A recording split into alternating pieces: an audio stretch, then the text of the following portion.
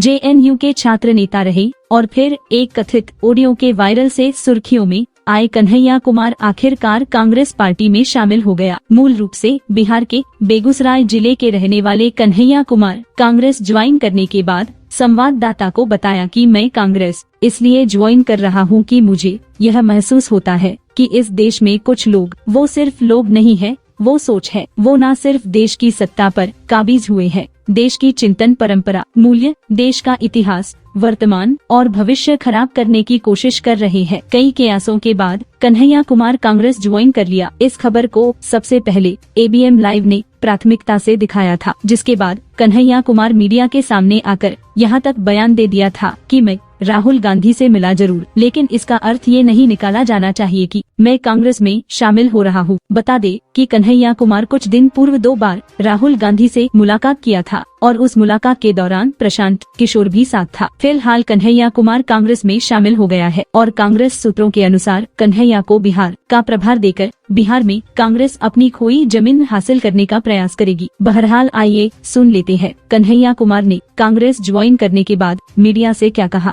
एक सवाल का जवाब जो मुझे लगता है कि आप सबके मन में होगा कि आप कांग्रेस पार्टी क्यों ज्वाइन किए हैं, उस सवाल का जवाब दे करके मैं हमारे जो अध्यक्ष हैं उनकी तरफ मुखातिब होऊंगा, माइक उनको समर्पित करूंगा।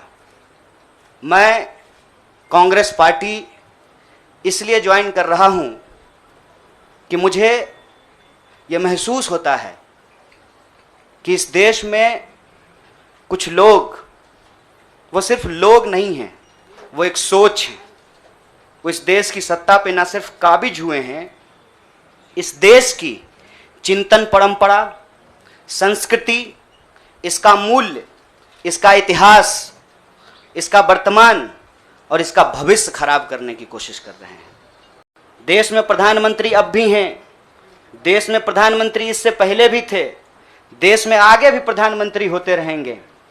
लेकिन आज जब हम लोग श्री राहुल गांधी जी के उपस्थिति में फॉर्मली कांग्रेस पार्टी का फॉर्म भर रहे थे, तो साथी जिग्नेश ने संविधान की कॉपी दी और हमने उनको भगत सिंह, गांधी और अंबेडकर की तस्वीर प्रस्तुत किया, क्योंकि हमारा यह मानना है कि आज इस देश को भगत सिंह की वीरता की जरूरत है, भगत सिंह के साहस की जरूरत है।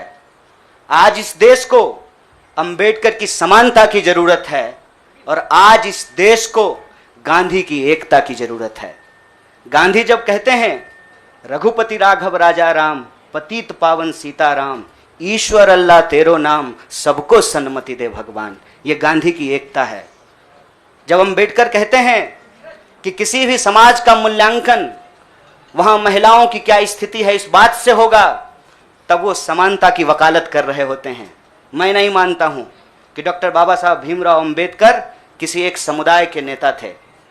कांग्रेस पार्टी ने, संविधान सभा ने डॉक्टर बाबा साहब भीमराव अंबेडकर को संविधान बनाने की जिम्मेवारी दी और उस संविधान के प्रियम्बल में यह लिखा है, हम भारत के लोग भारत को एक प्रभुत्व संपन्न समाजवादी धर्मनिरपेक्ष लोकतांत्रिक गणराज्य बनाने के लिए, इसमें समानता, न्याय के मूल्य निहित हैं।